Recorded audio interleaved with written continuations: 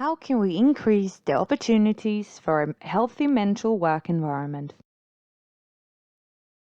What are the arguments to create a healthy mental work environment? Well, there are humanitarian arguments, such as preventing occupational injuries to promote people's quality of life. However, there are also business-related arguments, such as decreasing the cost for sickness absence, interim staff, and rehabilitation. Furthermore, it makes the workplace more attractive since a larger amount of people want to work in a healthy work environment, which in turn increases productivity, global competition, innovation, and growth.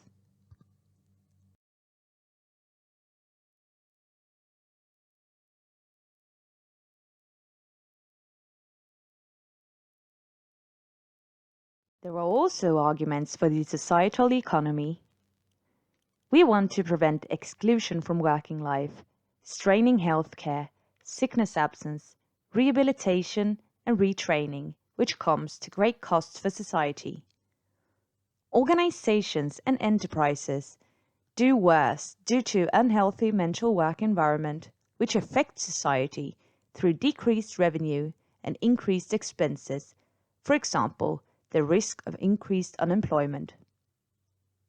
A healthy work environment enables and ensures that more people can participate in working life and in the labor force, and through this contribute to a positive societal development through increased efficiency, increased production, and increased product development, as well as increased learning and knowledge in society.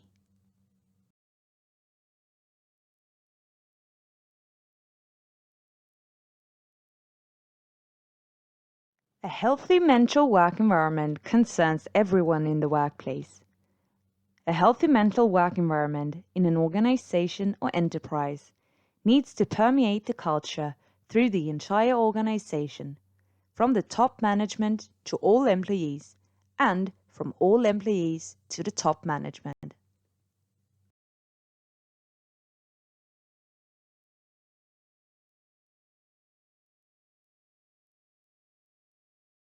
Be thorough with information. To be well informed of what's going on decreases the risk of insecurity, guesses, fake news, and that imagination soars regarding risks of what can happen or what has happened. Therefore, the dissemination of information is important in order to decrease stress. Lack of information is a common reason for experienced insecurity, stress reactions, and ill health related to stress.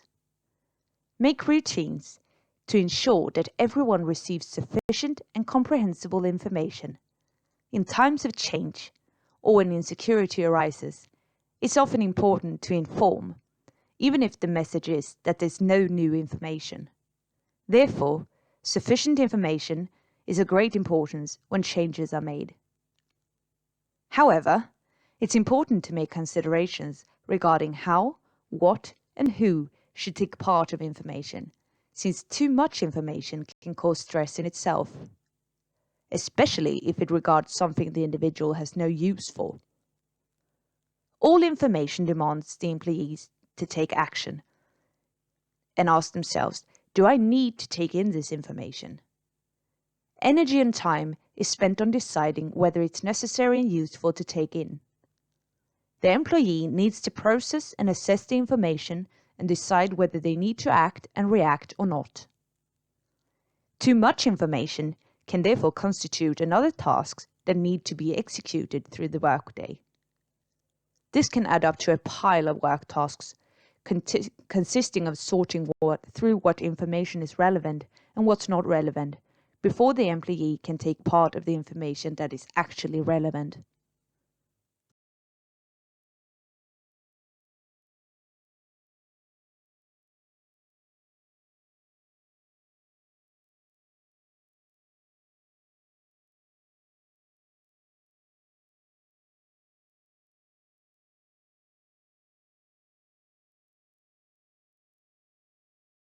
Accessibility to information for all employees is important, so that everyone comprehends and can take part of the information. The information should be sufficient but brief and simple. The information should also be available in different languages. The information should be conveyed in different ways, for example through pictures, text, audio, etc. Information should also simplify doing the right thing.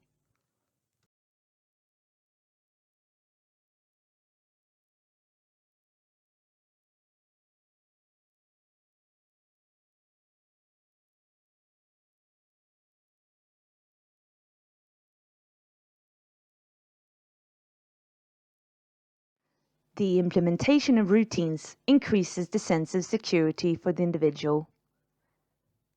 And the implementation of routines increases the predictability for the individual.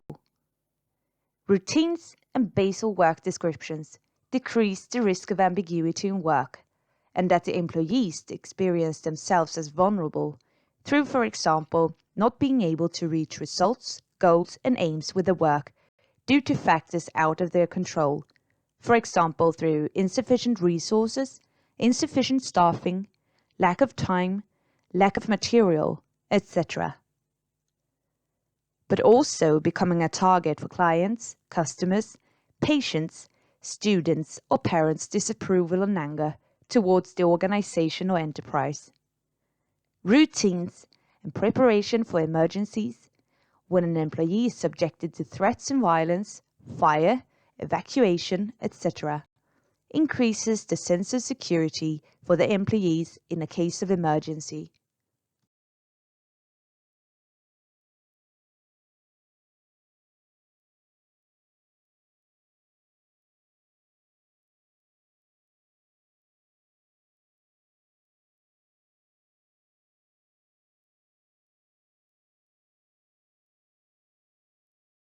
Karasek and Theorel describe in their model of demand and control how a mental work environment that contains too high demands, paired with a lack of control, increases the risk of individuals developing ill health and diseases due to stress reactions.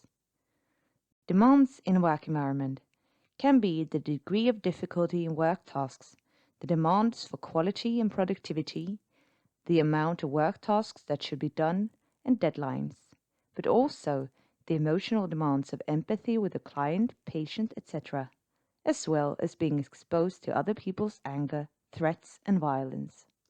Control in work means the capacity for action through the competence an individual has got for their work, as well as the possibility to make decisions regarding their own work. This contributes to the control of a situation as well as the demands. Insufficient information to make decisions or IT issues can contribute to an employee experiencing frustration and lack of control. Stress and the experience of control of the work demands are closely connected, since stress increases when an individual experiences a lack of control of a situation. Social support from, for example, managers or co-workers contributes to a sense of security, even in situations with a lack of control of the work demands. Individuals who experience a healthy social support have proven to develop less stress symptoms than others.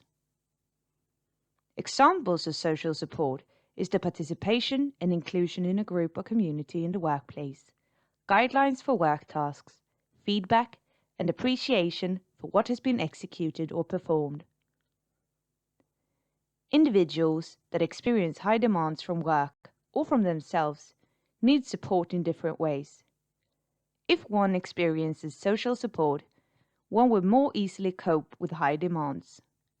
Correspondingly, one can become stressed due to rather low demands if one cannot control the situation or does not receive any social support or help. However, all individuals do not react the same to this kind of stress. It's important to remember that what constitutes high demands and what constitutes control of a situation and what constitutes social support differ between different individuals in different situations and circumstances. A healthy workplace strives for balance, where the individual employee experiences a level of demands that they can cope with, and where there are possibilities to influence their own work situation, and where there is a sound social support in the organization.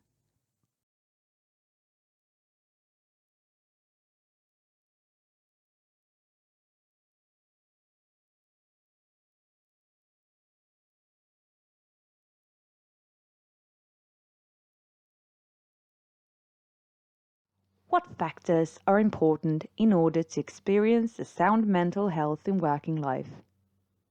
It's important to experience self-confidence and self-awareness, self-realization, independence, perception of reality, as well as ability to cope with a particular situation or circumstances.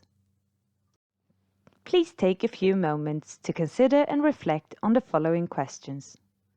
What can be done about the stresses in your mental work environment? And what can be done about the stresses in your co-workers' individual mental work environment?